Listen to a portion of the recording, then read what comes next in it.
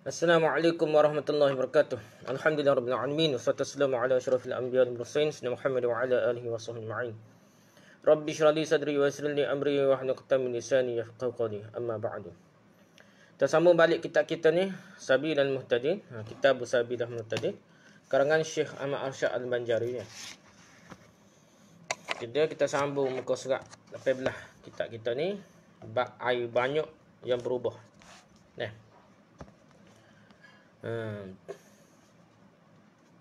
Okey, syahadan. Syahadan ni dia nak sambung bab lain lah, perkara lain dah. Guna kitab Jawa ni syahadan ni. Saksikan apa ni, maksudnya benda nak sambung bab lain ya. Okey. Air yang cerita bab lain lah, cerita yang lain sikit dah. Bukan habis dah cerita saat ni lah. Gitulah syahadan lah. Air yang banyak yang berubah dengan sebab najis. Air banyak yang berubah dengan sebab najis. Apabila hilang ubahnya dengan sendirinya, tiada dengan suatu benda seperti hilang ubahnya sebab lama ia berhenti, atau sebab ditiup angin akan dia, atau dengan sebab dihimpunkan kepadanya air yang lain, dan jikalau air yang kena najis sekalipun, atau sebab dikurangi air itu daripada permulaan, padahal adalah ia tinggal itu dua qolah juga, itu dua qolah dah, maka air itu sucilah ia kerana hilang sebab najis, maka kembali ia seperti keadaannya pada asal, sama ada ubahnya yang hilang itu ubah hissi atau ubah takdiri. Dan dikenal hilang ubah takdiri itu dengan bahawa lalu atasnya beberapa masa, sekira-kira jikalau masa jadi demikian itu pada air yang berubah dengan ubah hissi, nescaya hilangnya ubahnya. Dan dikenal pula ia dengan bahawa tumpahkan atasnya daripada air yang lain sekadar jikalau tumpahkan ia atas air yang berubah dengan ubah hissi, nescaya hilanglah ubahnya. Umpamanya dua bejana air yang satu daripada keduanya berubah dengan ubah hissi, dan yang kedua berubah dengan ubah takdiri, maka yang berubah dengan hissi apabila hilang ubahnya dengan sendirinya kemudian daripada sebulan, nescaya diketahuilah bahasanya air yang kedua itu hilang pula ubahnya yang takdiri kemudian daripada sebulan jua. Begitulah kita baca hak kitab Rumi sekali. Ni kita jauh dah. Iaitu air banyak yang berubah kerana dimasuk najis apabila perubahan itu hilang dengan sendirinya. Jadi air tu banyak masuk najis. Perubahan itu hilang dengan sendiri, dengan air masuk najis pun berubah dah. Tidak disebabkan oleh suatu benda lain, bukan kena paksa pisah lah, bukan sengaja dah. Seperti perubahan air itu kerana lamanya, atau kerana tiup angin, atau tambah dengan air lain dah. Nampak berubah. Tapi bukanlah kita sengaja buat dah. Macam sebenarnya jadilah. Sekalipun air itu kena najis atau kena kerana air dikurangi semenjak semula, daripada asal dia kurang sikit dah. Dan jumlah yang tinggal juga 2 qolah, tapi tinggal tu tidak kurang daripada 2 qolah lah. Maka air itu tetap dianggap suci kerana najisnya hilang. Jadi kalau walaupun berubah, tapi bukan najis lah, bukan warna tu menjadi najis lah, tapi berubah tu walaupun pecah pun najis, tapi berubah tu bukanlah berubah tanda najis, berubah benda lain lah kita kira tak, tapi tidak dikira najis walaupun pecah pun najis selagi lebih daripada 2 qolah lah, dan tidak disengajakan lah, bukan kita pisah bubuh lah. Itu kembali sebagaimana semula, baik perubahan yang hilang itu dapat dicapai oleh indera. Jadi kembali semua sebagaimana semula, sebagaimana asal lah, iaitu suci dah. Dan perubahan itu diketahui dengan lamanya air itu beberapa waktu, dan dalam waktu itu kebiasaannya air berubah menurut indera hilang perubahannya. Jadi ikut rasa, ikut bau, ikut rasa, bau, warna tu hilang perubahan dia lah. Dah. Dan diketahui juga dengan menumpahkan air untuk menambah jumlahnya sekira-kira kalau air berubah yang dapat dicapai dengan indera, perubahannya hilang. Kalau capur-capur tu jadi hilang dah perubahan dia hak asal dah. Umpamanya 2 tempayan, ginilah kita ambil contoh baru kita faham. Umpamanya 2 tempayan air, yang satunya berubah dengan perubahan yang dapat dicapai oleh indera. Kita boleh rasa berubah dah, sama ada bau, rasa dan warna dah. Dan tempayan yang kedua berubah dengan perubahan yang diperkirakan dah. Jadi tempayan kedua tu berubah pun dengan kira-kira lah, maksudnya bukanlah Jadi kita tak rasa pun, kita rasa-rasa berubah dah gitulah. Lebih kurang mungkin jadi perubahan. Maka jika air berubah akan berubah yang maka jika air berubah dan perubahan dapat dicapai oleh indera dalam waktu sebulan perubahan yang hilang, maka air berubah dengan dugaan pada jangka waktu itu juga dianggap hilangnya. Jadi kalau waktu hak ni kita yakin ada najis gapo tapi dia berubah lama-lama kau gapo jadi berubahlah. Dia berubah. Jadi hak selagi tu air tu kita kira-kira je, kita tak yakin pun dah. Kita pun anggaplah dia sebagai perubahan yang sama dah. Dihilanglah najis kau gapo dah. Ginilah kaedah mudahnya, ada satu kaedah yang panggil bila dari segi uruf ni kita ni kalau benda tu dah lama ya akan berubahlah. Bahkan satu tali kalau pun kita kira ada burung begok kucing gapo, tapi kalau dia main nak tiup hujan angin gapo kira suci gitu je dah. Itulah macam juga jangan tak timbul contohnya anjing lalu kau gapo lalu kau dah. Tapi dia kesan najis tu hilang dengan angin, dengan kepanasan, dengan cuaca, ia suci automatik. Begitu juga air ni kalau lama-lama dia berubah, kita tak diusul lah, kita kira berubah lah, tak ada dah najis ke apa dah. Kalau nampak ain najis tu tak nampak lah. Okay, habis itu. Dan demikian lagi apabila hilang ubahnya yang hisi dah. Dan apabila ubahnya yang hisi itu sebab ditumpahkan kepada ke dalamnya air 100 liter. Dah. Liter berdak ke apa ada liter lah di ada ukuran dia dah. Dah. 100 liter tapi bukan liter per kita nah.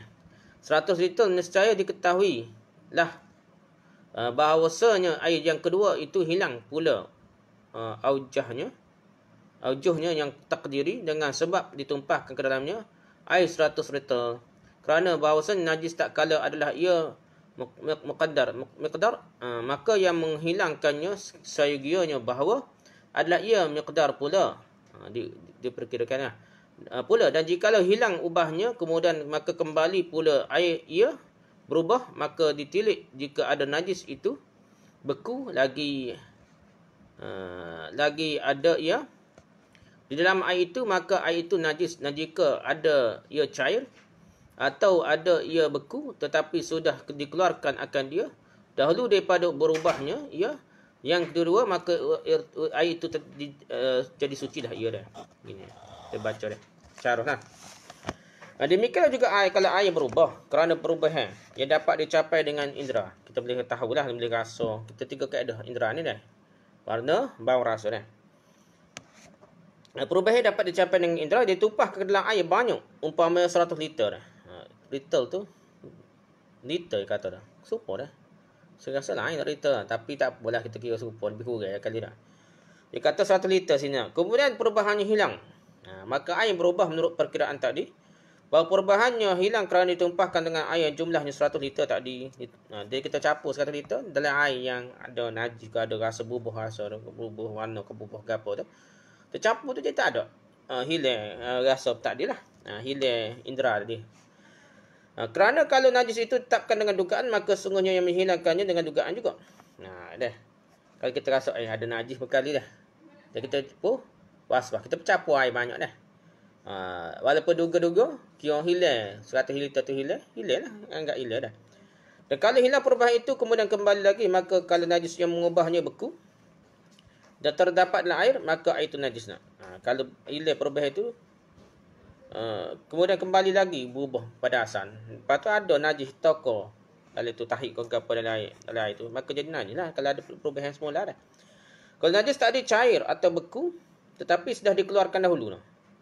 Ia cair beku toko atau cair. Kita buai hak nampak berubah warna ke, kita buai dah. Lepas tu tak lama tu tak ada hilang perubahan dah. Lepas tu lebih 2 kolom pula. Gitulah. Ataupun beku, kita buat tahik-tahik toko dah. Tapi sudah dikeluarkan dahulu dan perubahan yang kedua ini, maka air itu tak suci. Kalau berubah juga, lepas kita buai benda-benda toko najis ni, ataupun benda cair hak nampak ni, kita buai. Tiba-tiba nampak macam ada perubahan lagi. Sedangkan ain hak asal tu tak ada, dia kira suci lah dia dah. Gitulah. Lihat detail lah. Perbahasa detail dah. Kita dah. Okey. Dan jika ada air itu berubah baunya, kemudian maka hilang baunya dengan kasturi dah. Dah. Berubah kasturi, hilang bau hak asal, bau busuk tahik ke apa dah. Jadi masukkan ke dalamnya dah. Atau ada air itu berubah warnanya, kemudian maka hilang ubahnya dah. Dengan sebab kema-kema ke benda. Lepas ni kita baca dah. Yang dimasukkan ke dalamnya atau ada ia berubah rasanya kemudian maka hilang ubahnya. Dengan sebab dimasukkan ke dalamnya cuka, maka tiadalah suci air itu kerana syak berubah pada bahawasanya ubahnya itu adakah hilang ia pada hakikatnya atau tiada ia hilang hanya adalah ia tertutup jua. Adakah hilang ataupun dia ni sekadar tutup saja. Tetapi yang zahir bahawa tertutup ia dengan bau kasturi atau warna kema-kema tu atau rasa cuka, maka diketahui daripada air tersebut itu jika hilang bau air dan rasanya dengan umpama kema-kema yang tiada bau baginya dan tiada rasa, air hilang rasanya dan warnanya dengan umpama kasturi atau hilang warnanya dan baunya dengan umpama cuka yang tiada warna baginya dan tiada bau, maka air itu kembali kepada suci jua pada tiga masalah itu. Kerana tiada diperoleh syak pada tertutup dari kerana warna kema-kema yang tersebut itu tiada menutup ia akan bau dan rasa dan bau kasturi, tiada menutup ia akan rasa dan warna dan rasa juga cuka, tiada menutup ia akan warna dan bau. Panjang pelik dah. Kita tak jauh. Kita bahasa hak Rumi pula dah. Kita. Kalau air yang baunya berubah kemudian baunya hilang kerana dicampur dengan kasturi. Bau kasturi dah. Bau sedap ya. Kita berubah kasturi ni. Jadi masukkan ke dalamnya atau berubah warnanya. Kemudian hilang kerana dicampur dengan kusumba. Kusumba ni lah. Yang dimasukkan ke dalamnya atau berubah rasanya. Kemudian hilang kerana dimasukkan ke dalamnya cuka, maka itu tidak suci kerana perubahannya diragukan. Dia kata asal-asalnya bau tahik ke bau benda busuk benda najis kita kata bau dah. Tiba-tiba air tu bau najis asal dia. Kita pun kasturi dah. Ataupun kata kusuma dia ataupun cuka ke apa dah. Jadi dia jadi hilang bau tu macam tutup je. Bukanlah asalnya apa? Hilang najis. Tapi kerana ditutup oleh bau yang lebih kuat mengatasi bau tahik tu hilang. Jadi perubahan itu diragukan. Dia katakan diragukan maka dia kira najis lagi lah air itu dah. Apakah perubahan itu benar-benar hilang atau hanya hilang lahirnya saja? Zahir dia nampak hilang. Bau kasturi dia bau hilang dah. Nah. Kerana baunya dikalahkan oleh bau kasturi. Kerana bau kasturi itu kuat ni. Atau warnanya dikalahkan oleh kusumba. Warna tak comel boleh. Jadi hilang kerana kusumba. Atau rasanya dikalahkan oleh cuka. Jadi hilang bau dan rasa air kerana dimasukkan kusumba. Yang mana kusumba itu berbau dan tidak ada rasanya. Air hilang rasanya dan warnanya kerana dimasukkan kasturi. Atau hilang warnanya dan baunya kerana dimasukkan cuka. Dia tidak ada warnanya dan tidak ada baunya, maka dan itu kembali menjadi suci dalam tiga hal ini. Kerana tidak diragukan bau yang mempengaruhinya selain dan dari benda-benda ini. Benda itu kerana warna kusumba tidak mempengaruhi bau dan rasa. Dan bau kasturi tidak mempengaruhi rasa dan warna. Dan rasa cuka tidak mempengaruhi warna dan bau. Gini dah. Dia katanya, jadi bermasuk cuka dah. Sepatutnya. Warna je ya. Bukan rasa je cuka ni tidak pengaruh warna. Kalau benda lain campur ada warna itu hilang. Tiba masuk dia hilang warna, hilang bau dah. Tadi hilang benda-benda lain pun hilang juga. Sepatutnya hilang warna saja, hilang lain. Jadi benda tu jadi suci katanya. Kusumba pula gitu hilang bau dan rasa. Nah, bau kusumba dah. Si bau kusumba hilang warna, hilang bau dan rasa sekaligus hilang dah. Bau kasturi ni tidak pengaruh rasa dan warna dah. Sepatutnya bau kasturi hilang bau saja dah. Jadi kita bawa kasturi dalam air tu rasa pun hilang, warna tahik pun hilang, rasa tahik pun hilang dah. Rasa najis tu hilang dah, warna najis pun hilang, maka dikira hilang lah. Benda-benda habis dah hilang dah. Jadi macam proses baru dah. Panggil istihalah, macam istihalah. Jadi berubah teguh dah. Jadi dikira di sini tidak macam tadi. Tadi kalau masuk sekara masih ada benda lain lagi lah. Dikira masih lagi dikira najis. Tapi kalau hilang semua kari tu, dia semua walaupun masuk sekar, sepatutnya hilang sekar tu je. Tiba hilang dalam bak lain pula dah. Maka dikira hilanglah najisnya suci dan tiga hak ini. Dia kata gitulah.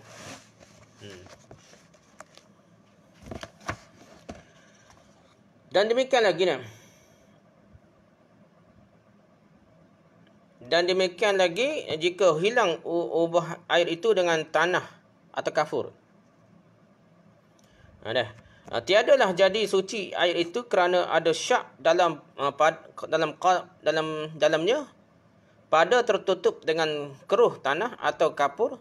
Tetapi jika jernih air itu dan tiada ia berubah dia tiada berubah, maka air itu suci jua.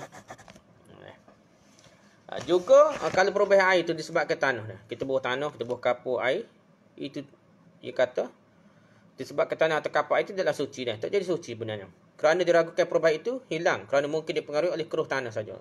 Kita campur dengan tanah jadi keruh tanah. Jadi tak tahu suci ke tak dah, ataupun keruh kapur. Tapi kalau air itu kembali jernih, lepas beberapa lama-lama tu mendak ke kapur, jadi jernih dah air dan tidak berubah.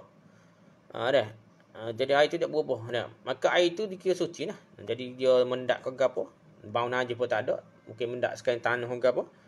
Jadi air itu dikira suci dah. Gitulah dah. Dikecualikan dan yang disebutkan di atas berapa hal dah. Bermula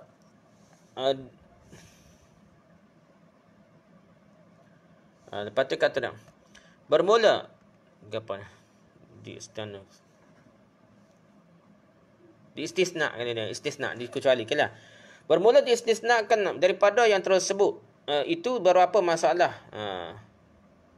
Maafkan dalamnya berapa najis. Dimaafkannya dari berapa najis.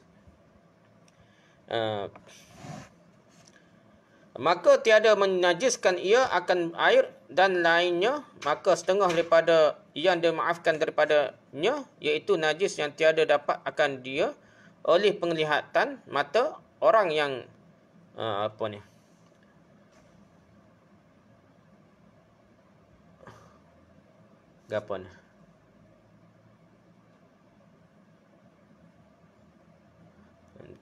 menajiskan ia akan air dan lainnya.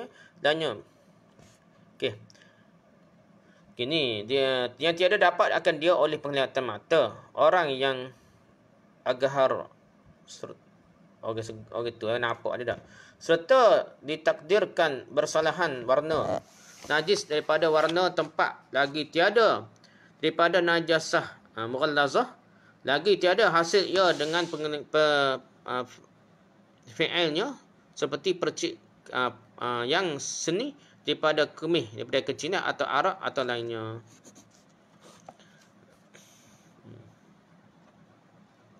Okey, begini. Jadi dikecualikan dan disebutkan di atas berapa hal ada. Kerana najis yang dimaafkan tidak menajiskan baik air maupun benda. Di antara najis yang dimaafkan itu ialah pertama, IBC itu buah nombor saat ni dari kitab Jawi Hak Asal ni. Ni kitab Harum ni buah ni. Pertama, yang najis yang tidak dapat dilihat oleh mata. Jadi najis tak nampak oleh mata ni. Jadi juga warnanya berbeza dengan warna tempat najis. Maupun bukan termasuk najis mughallazah. Dan bukan pula sebagai akibat najis. Itu seperti percikan kecil, air kecil atau percikan kecil dan air kecil atau tuak. Bukan tuak ni arak lah. Arak dan lain-lainnya. Takut tuak bahasa Kedah ni. Jadi tu arak atau lainnya. Najis tu tak dapat dilihat melalui mata tu, dimaafkan lah. Jadi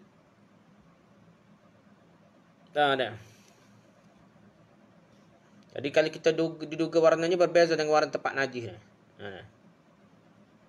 Jadi kita tak nampak dah.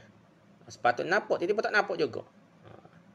Jadi kita kira benda tu dimaafkan, kita najis lah. Sebab tu kita kata nak sembahyang atas tak, kau nak sembahyang atas jalan, kau selagi tak nampak najis, najis itu kira suci dah. Tapi kalau air kecing ni, kita tahu air kecing tak nampak pun tak boleh. Gitulah. Air kecing ke air agak kau, hak jenis jernih dah. Jenis tak nampak warna dia tu.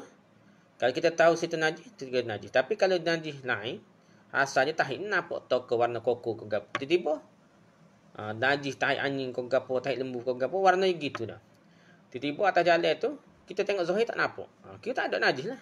Gitulah maksud yang dimaafkan ni. Okey, kedua dah.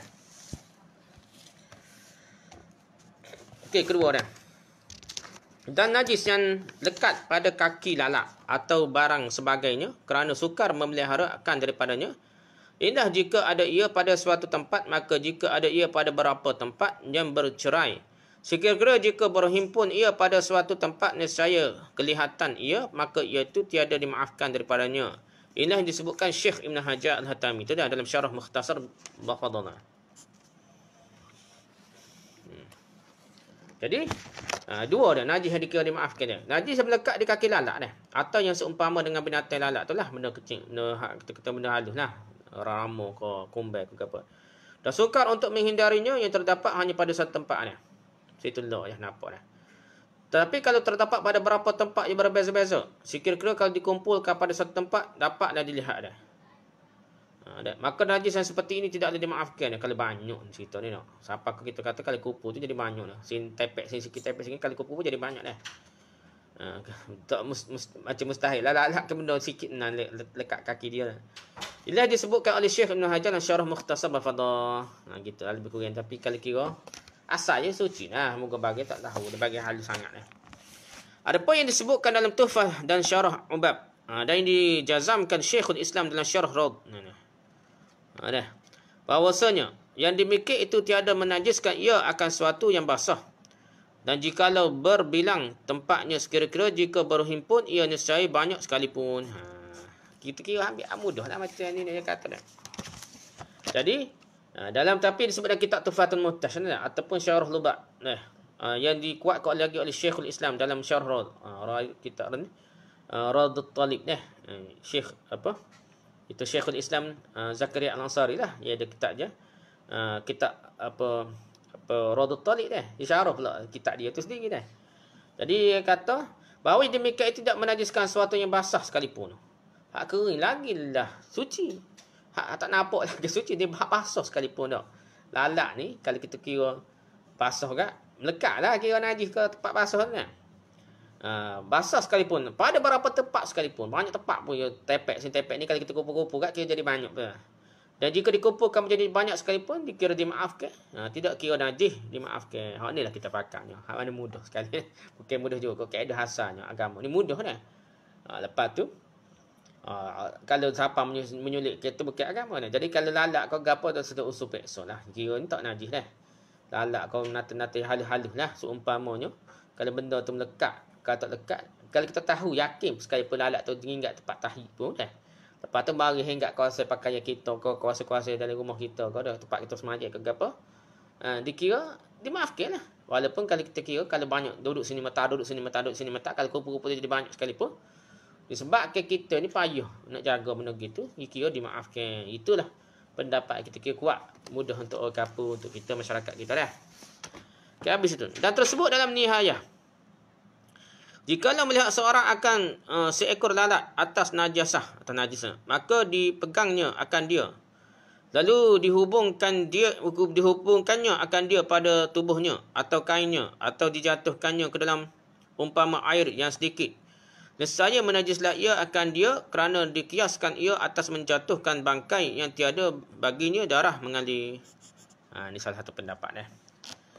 Kita baca dulu dah, lepas ni kita syarah. Disebutkan dalam kitab Nihayatul Muhtaj ni Syekh Ramli dah. Kalau seorang melihat seekor lalat hingga di atas najis. Kita tengok lalat tu lilak duduk atas najis sungguh dah. Najis itu dipegangnya, digosok-gosoknya tubuhnya dah. Digosok garuk tubuh lalat tu lah dan kakinya atau jatuhkan ke air yang sedikit. Maka air itu menjadi najis kerana dikiaskan dengan menjatuhkan bangkai yang darahnya tidak mengalir. Gitulah kata dia.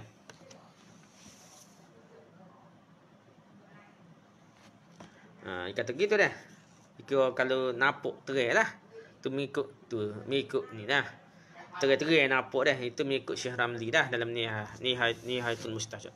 Dan jikalau jatuh lalu atas darah kemudian dan terbang ia dan hinggap ia atas umpama kain, nescaya dimaafkan daripadanya dengan tiada khilaf dari kerana jika kita hukumkan dengan maaf pada sedikit daripada darah dilihat, maka darah yang tiada dilihat itu terlebih lagi atau lebih utama dimaafkan atasnya. Dia kata dah. Disebut itulah. Jadi jika lalat jatuh atau darahnya dah, atau darah lalat lah, kemudian terbang dan hingga di atas pakaian, disepakati bahawa najis ni maafkan. Ini sepakatlah. Hak khilaf ni, saling khilaf ni. Jadi nihayah ni kira hak pendapat yang paling susah lah bagi kita dah. Kalau napuk, betul-betul napuk dah. Walaupun sikit napuk dah. Jatuh air sedikit pun kira najis dah.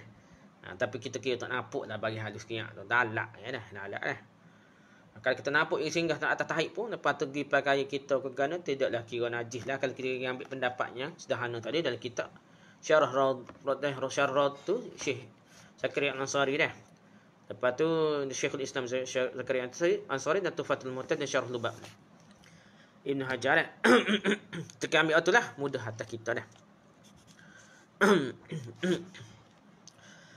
Dan tersebut dalam Tuhfah, Tuhfatul Muhtaj ada Ibn Hajar Al-Haytami bahawasanya najis yang pada kaki lalat itu dimaafkan ia daripadanya, dan jikalau kelihatan ia sekalipun nampak tahi halus ingat nampak ada tahi pada kaki lalat sekalipun. Dan seperti lalat pada yang demikian itu yang lainnya seperti apa andung ke benda andung kita lepas ni kita jumpa dah bahasa dia ni andung madu dan kumbang dan barang sebagainya nah. Ni itulah serangga-serangga belaka dah. Jadi lalat serupa dengan lalat. Kerana kita hukumkan maaf pada okey ni nak. Tadi kita baca dah, dan kerana jika dihukumkan maaf pada darah sedikit yang dapat lihat, maka darah yang tidak dapat lihat lebih utama dimaafkanlah. Itu tadi pendapat Nihayah lah. Nihayah tengok payah tu. Kita ambil mudah lagi kitab Tuhfatul Muhtaj Ibn Hajar. Disebutkan dalam kitab Tuhfah bahawa najis yang ada di kaki lalat dimaafkan sekalipun kelihatan. Kalau kita nampak tahi toko atas kaki lalat tu, bisa mata kita boleh nampak kaki lalat dah. Salah lah nampak dah. Jadi macam Superman kau gapo nampak dah. Dan ini berlaku pada tawun. Asal gini andung gapo ni nak, iaitu lebah ke atau tebuai gitulah. Adik-beradik dia dah. Kumbang dan sebagainya. Tu lebah lah, lebah atau tebuai tu. Tawun atau pusat ni kata gapo? Andung dah. Jadi kita kira dimaafkanlah. Dan sebagainya dimaafkan. Macam Ibn Hajar Al-Haytami kata kalau nampak sungguh pun mata kita bisa nampak tahi dekat pada kaki lalat sekalipun sehingga dipakai ke tempat semaya kita pun dikira suci dah. Itulah. Dan diketahui daripada mentakdirkan bersalahan warna najis daripada warna tempat bahawasanya darah yang sedikit atau barang sebagainya daripada najis yang tiada dimaafkan daripada yang sedikit daripadanya apabila jatuh ia atas kain yang merah. Dan adalah darah itu jika ditakdirkan bahawa kain itu putih, nescaya kelihatanlah darah tiadalah dimaafkan. Daripada darah itu jika tiada kelihatan ia atas kain yang merah sekalipun, kerana yang menegahkan daripada melihat dia bersuatu warna. Keduanya demikianlah tersebut dalam Nihayah. Bicarakanlah olehmu akan nakal ini. Tak boleh sepakat pendapat ni nak. Tapi pendapat tu dan kita Nihayah tu kira pendapat yang suka lah nak. Kita baca lah pendapat ni. Dia kata, dan kalau diketahui bahawa warna najis berbeza dengan warna tempat tu. Nampak terang lah. Warna najis gini tak. Atas meja putih contohnya. Maka darah yang sedikit atau yang seumpamanya najis yang dimaafkannya sedikit. Apabila jatuh ke pakaian berwarna cerah. Dan darah itu jika diletakkan di atas kain berwarna putih akan jelas kelihatan. Maka tidak dimaafkan sekalipun tidak kelihatan di atas kain berwarna merah. Tidak lihat kerana kedua warna itu sama. Demikian terangkan dalam kitab Nihayah. Tak apalah kita kira tak tinggal lah pendapat ni payah dia. Kalau sikit-sikit kita maaf dah. Bahkan kita ni darah lekat. Ada pendapat kata sebesar duit 5 sen lah, 10 sen lah dah. Darah tu dimaafkan. Kita kira pendapat yang kuatnya. Dimaafkan belaka dah. Kecuali kita ni mak minum tu baru najis kan. Tapi kalau kita darah banyak, kita ikat darah. Nampak lagi tu bik. Sah lah main. Bahkan sahabat-sahabat ni. Perai semua darah sembuh-sembuh semua dah. Semaya fardu. Semaya begitu yang biasanya.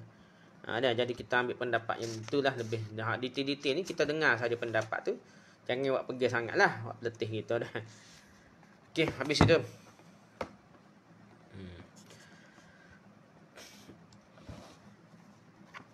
Lepas tu, perlu diketahui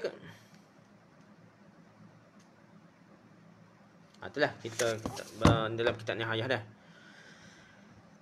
Dan ketahui daripada menqayyadkan najis dengan laban daripada najasah mughallazah, bahawasanya jika ada najis itu daripada najasah mughallazah tiada adalah dimaafkan daripadanya. Inilah yang dirajihkan Syekh Ibn Hajar dalam Tuhfatul Muhtaj dan Syarah Mukhtasar Bafadal. Bersalahan bagi Syekh Ramli dalam Nihayah bahawasanya tiada beza pada najis itu antara bahawa ia daripada yang mughallazah dan yang lainnya, dan ketahui pula daripada menqayyadkan najis menentukan atas najis itu Dengan keadaannya tiada hasil ia dengan pengenalan bahawasanya jika ada najis itu hasil ia dengan fi'ilnya dengan perbuatan tiadalah dimaafkan daripadanya. Kita baca Rumi ni. Jadi perlu diketahui kalau najis itu bercampur dengan najis mughallazah, maka najis itu juga menjadi najis mughallazah yang tidak dimaafkan dah. Kalau campur dengan najis mughallazah, jadi najis mughallazah. Inilah dikuatkan oleh Syekh Ibn Hajar dalam kitabnya yang bernama Tuhfatul Muhtaj, Syarah Mukhtasar Bafadallah. Syekh Ramli dalam kitabnya bernama Nihayatul Muhtaj, nihayah dah, syarah bagian Minhajut Talibin Imam Nawawi lah. Menerangkan tidak ada perbezaan antara najis mughallazah dan najis lainnya. Dia tak kira lah. Najis mughallazah ke, najis apa, najis lain ke, serupa je. Dimaafkan. Hak tak maaf lah. Gitu dah. Tapi mengikut Syekh Ibn Hajar Al-Haytami ni, dia tak tahulah, kita tengok macam sama bercanggah dah. Pisah nak bercanggah. Sama-sama mazhab Syi'i dah. Kalau kita baca kitab ni, orang ni kata gini, orang ni saling bersalah. Orang ni kata sah, orang ni kata batal. Orang ni kata najis, orang ni tak kata najis dah. Sampai tahap tu lah. Macam ni lah kita kata dah. InsyaAllah pisah bercanggah. Tak tahulah, wallah alam lah ulama ni lah. Tapi ada hujah lah.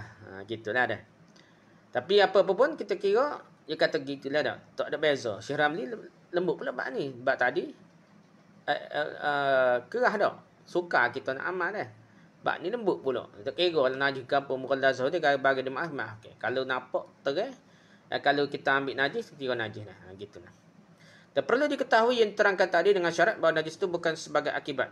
Tata.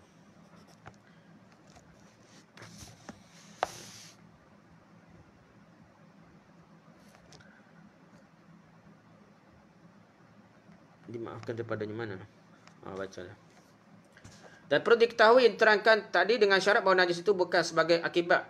Dan najis itu sendiri, maka kalau sebagai akibat, dan najis itu sendiri juga tidak dimaafkan. Akibat ni kan kalau seorang ragu apakah najis itu dapat dilihat oleh mata atau tidak dilihat oleh mata, maka termasuk najis yang dimaafkan kerana mengingat asalnya dimaafkan. Asal-asalnya kita tak tahu, dimaafkan lah. Kalau kita nampak dah tak sedar usul lah, tengok dia mikroskop nampak najis ni. Tak sedar tengok dia mikroskop lah, kira tak nampak dah. Kira dimaafkan lah najis tu dah.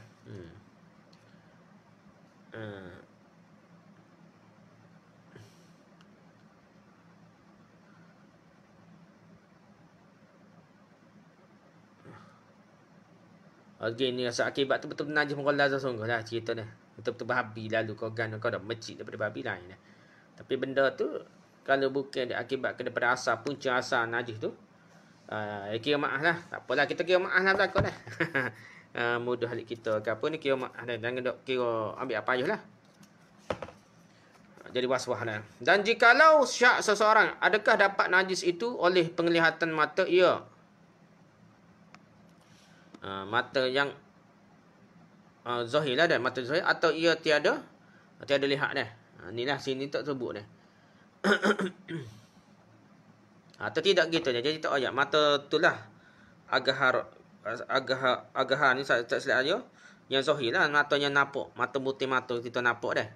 Atau tiada nampak, maka iaitu dimaafkan daripadanya kerana amalkan dengan asalnya. Jadi kita tengok asal, iaitu dimaafkan lah. Dan setengahnya, ketiga dah ni. Ni poin 3. Kalau kita jawi kat, kita tak dobik tanda 3 dah.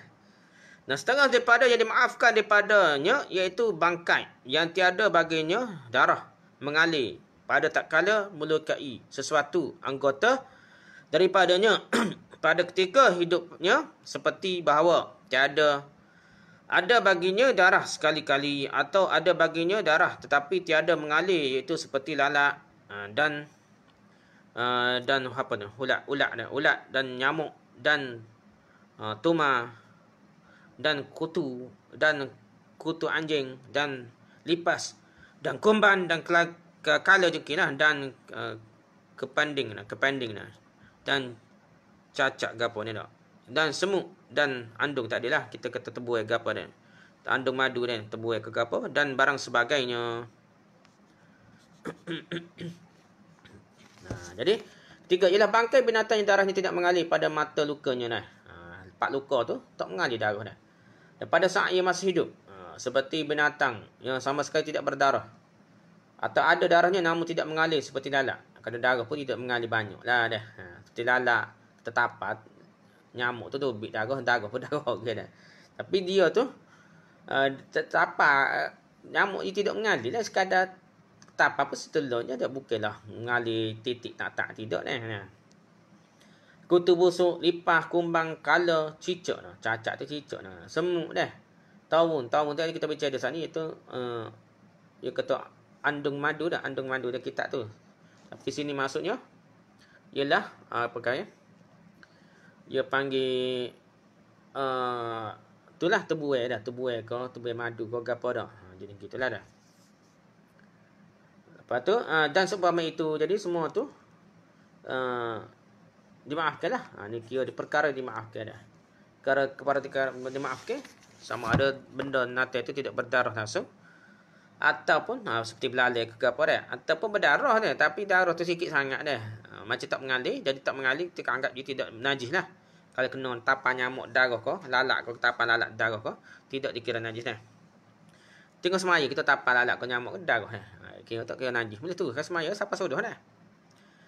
Maka bangkai sekalian itu dimaafkan. Mapuh nak atas pakaian kita ko, tetapan nyamuk ko lekat tangan kita ke semaya ko, lalak lekat mapuh atas pakaian kita tengah semaya ko gapo dimaafkanlah. Dan bangkai sekalian itu dimaafkan daripadanya, maka tiada menajiskan ia akan air yang sedikit. Kalau atas pakaian kita, kalau jatuh dalam air pun yang sedikit pun tak najis, tak cukup 2 kali pun tak najis ni. Dan benda yang cair dan kain yang basah dan barang sebagainya dengan syarat. Kena kain basah pun, kena kain tak najis. Dengan syarat jika jatuh bangkai itu sendirinya atau dengan tiupan angin, lalu tiada mengubahkan ia akan air atau benda yang cair, sama ada kejadian bangkai itu daripada air atau benda yang cair atau yang tiada. Jadi semua bangkai binatang yang kita sebut tadi dah, di atas dan sebagainya dimaafkanlah. Tiada menajiskan air sedikit dan benda cair lain. Kalau bukan air, contohnya gapo kuah ke gapo dah. Gula ke apa tak najis dah. Dan walaupun darah sikit jatuh dalam air, dalam kuah gula tak najis dah. Dan tidak menajiskan pakaian basah. Pakai basah pun. Tapak kena pakaian kita lalak ko, nyamuk ko, darah nampak dah. Tidak kira najis dah. Darah sikit tidak mengalir dah. Dengan syarat bangkai binatang itu jatuh dengan sendirinya dan kerana tiup angin dah. Kalau jatuh dalam makanan, dalam gula ke apa, bukan kita pisah. Celup. Dah buat gula menyamuk ko dah. Dah ataupun gula apa? Lalak ke apa. Kita pisah masuk lalak tulis dah dah. Bukan sengaja dah. Dan tidak menajiskan pakaian basah dan syarat binatang ataupun kerana tiup angin dan tidak mengubah air atau zat cair, baik asal kejadian bangkai binatang itu dari air atau zat cair atau bukan. Tapi kalau mengubah tu banyak lalak tak berubah dah. Kalau masuk dalam kuah, dalam air tu apa dah. Tapi kalau banyak sangat jadi berubah itu memanglah kira najis dah. Tapi kalau bangkai itu mengubah air dan perubahan sekalipun sedikit, maka tidak dimaafkan. Tapi kalau mengubah air, nampak teranglah berubah air dah. Demikian juga kalau dijatuhkan binatang tadi ke dalam air, maka dimaafkan juga jika kematian binatang itu bukan kerana air dah. Tapi kalau kita jatuh binatang dalam air, tiba-tiba mapuh dah, bukan kerana air, kena benda lain dah. Ia kira dimaafkan juga.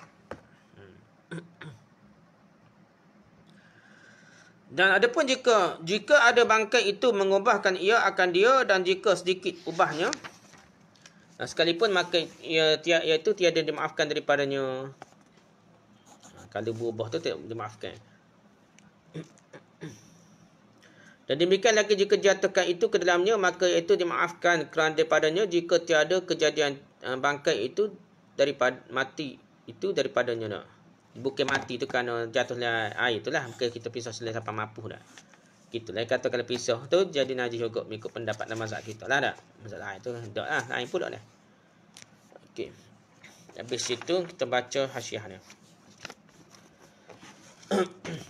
Nama dah kita ni nak. Okey, kita baca hasyiah ni iaitu Siratal Mustaqim ni nak. As-Siratal Mustaqim ni. Malana Al-Alim Allama Syekh Nuruddin Jilani ni. Kita baca dah.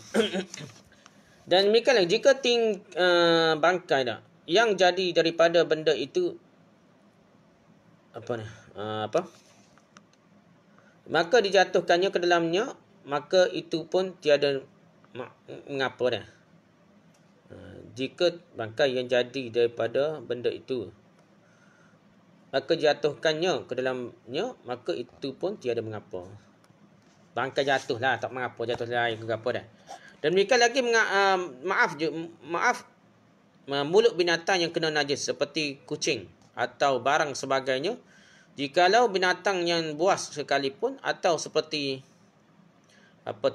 hayam atau kanak yang kena najis, kemudian maka gaiblah ia beberapa ketika hingga pada bicara akal, sampailah ia pada air yang dua kolah, maka dijilatnya atau disentuhnya pada air yang kurang daripada dua kolah, atau pada tanda yang cair, pada itulah bekas cair, maka tiadalah najisnya. Tak najis juga dah. Nate gapo pun. Jika selagi tak berubah, tak kira najis lah, dan nate kucing kau gapo dak. Kucing ni mungkin makan koksi kau najis ke gapo, kira dimaafkan lah. Dan demikian lagi rumah binatang, bulu binatang yang tiada harus dimakan jika jatuh rumahnya, bulunya dah, ke dalam benda yang cair atau pada air yang kurang daripada dua kolah, atau kena pada tubuh atau pada kain, jika hanya tiada najis, tetapi jika binatang yang dikenderainya pada orang yang mengenderainya itu, jika banyak sekalipun tiada ngapa menatih kita naik dah. Dah. Lepas tu natil, kalau dulu kat kuda kau dah, unta kau dah lekat tubuh dia dah, benda tu lekat. Kalau kita tengok zaman dulu lagi lah, zaman Nabi tu, unta ni natil je kecing berok kau sini dah. Tu ada perbahasan najis, natil boleh makan ni tidak najis, setengah-setengah ulama mazhab lain dah. Mazhab kita kata najis lah. Tapi apa pun, kalau benda tu sukar dah, ataupun binatang yang sentiasa berlega di antara kita, termasuk dah binatang unta ke kuda ke dulu kan dah, lembu ke gapo, ataupun kita ni kat kucing ke gapo, maka benda-benda gitu kalau bulu dia melekat kita ke gapo tu, dimaafkan lah. Tapi ada call dan mazhab kata najis pada dah, tapi kita kira tak najis lah, dimaafkan dah. Dan demikian lagi maaf jika sedikit daripada lubang najis ke yang najis, apabila kena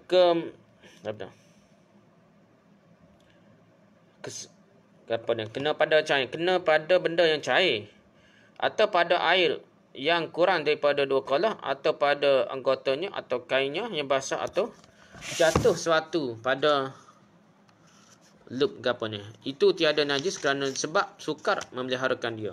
Gini lah, kalau benda tu mecik kau jatuh pada benda kena najis sikit tak, benda yang cair atau pada air yang kurang daripada dua kolah, kita kira benda mecik sikit-sikit, kira-kira dah benda-benda mecik sikit-sikit ni, kalau benda tu suka, kita kira maaf lah belaka dah, macam Tok Guru Syekh ni kata, syarah hak berhasiah ni. Kira gitulah. Jangan dok ni bukan kau najis dah. Ais semaya musta'mal dia bicara. Musta'mal pun jadi macam najis pula dah. Padahal musta'mal ni rendah lagi daripada najis dah. Bicara pun najis. Ni dia kata benda-benda sukar dimaafkan lah. Kira gitu dah. Dan demikian lagi dimaafkan najis yang pada dubur segala binatang atau segala unggas. Jadi yang unggas lain daripada buru lain daripada manusia, apabila jatuh ke dalam air yang kurang daripada dua kolah, atau pada benda yang cair, atau tiadalah najis. Jadi kalau benda tu buru ke gapo, kalau dia kena air kuasa kolah kita ke gapo dah, telaga kita ke gapo dah, jadi benda tu mungkinlah buru dia berok, mungkin basuh natal dah. Tapi natal tu seperti buru kau dah, kalau kita kira tak ada usul lah, tak ada usul kira selagi tak nampak tahik ke gapo, tak nampak najis, kira dah tak jadi najis, dimaafkan lah.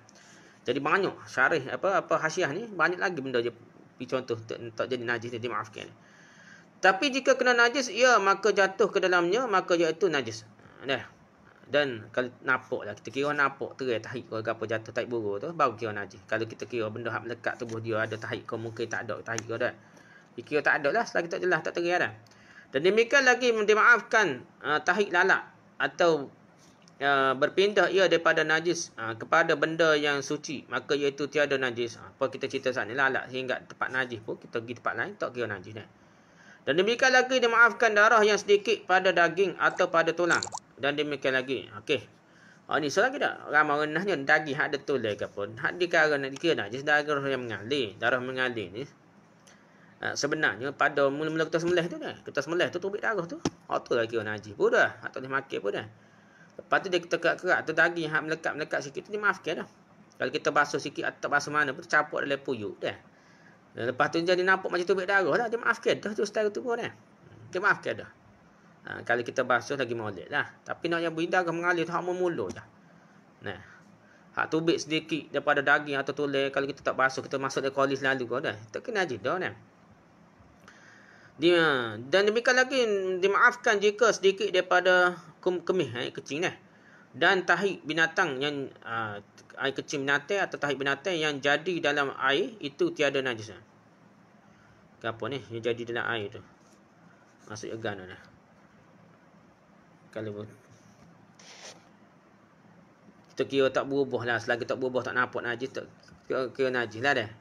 Walaupun kemungkinan natal tu kecil kau berok tak tahu dah dalam kuasa air luah lah dah.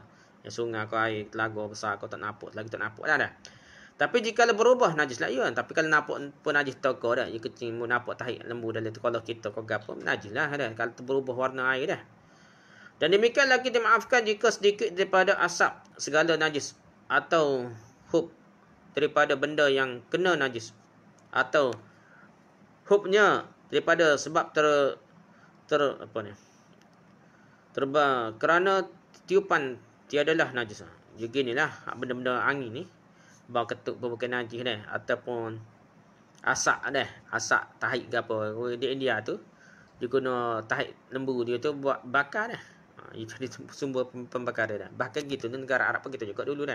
Lawan idaknya dah. Dulu tahi utar pun dia boleh buat pembakaran. Jadi gas tanah, gas apa yang mudah menghasilkan pembakaran dah. Apabila kering tu mudah jadi bahan pembakaran dah. Jadi benda tu walaupun bau mama jadi tak kira najis asal tu dah. Tetapi bersalahan hub itulah wap dia dah. Wap yang naik daripada tandas dengan sendirinya. Tapi waktu najis kata dah. Demikian lagi dimaafkan angin. Kita kira maaf lah gapo-gapo pun dah. Dan dimaafkan angin yang keluar daripada manusia. Jikalau kena pada kain jika basah sekalipun tiada mengapa dah. Jadi kalau ketuk gapo tak kira najis lah. Walaupun bang busuk bang tak kira najis dah. Syahadan buat tukar tajuk. Racun daripada banyak dan sedikit yang telah tersebut itu pada pada penglihatan adat manusia lah. Bermula syarat pada sekali yang dimaafkan seperti yang telah tersebut itu dengan 3 syarat. Okay, jadi maaf-maaf ni dimaafkan najis itu kerana 3 syarat lah. Pertama, jangan berubah air atau benda yang cair yang telah tersebut itu. Kedua, pertama ni jangan berubah. Dan kalau berubah ni tak maaf lah dah. Kalau kita tak memikir pening ikut mazhab lain, keadaan mudah lah selagi air tak berubah. Dan sebagaimana Imam Ghazali sebut dalam Ihya Ulumuddin pun, kalau tak berubah air tu tak sunat pening lah banyak ke sikit air. Yang penting jangan berubah dah. Dan kedua, jangan disengajakan dah. Ketika daripada najis yang keras seperti anjing dan babi dan anak, salah suatu daripada keduanya. Jadi tak boleh sengaja masuk dah. Kedua dah. Jangan sengaja. Kedua jangan sengaja. Okey ni. Kedua jangan sengaja dah. Pertama, benda tak berubah dah. Mesti tak berubah. 3 sifat ada warna, bau dan rasa. Keduanya bukan sengaja masuk najis. Kalau sikit pun kalau sengaja jadi najis dah. Itu dah. Dan ketiganya, bukan daripada najis keras, najis mughallazah lah. Seperti anjing babi tu. Kalau kita tahu anjing babi ke apa tu, jika najis tu mughallazah dah. Kalau tak sengaja ke sengaja, jika najis dah. Tak dimaafkan dah.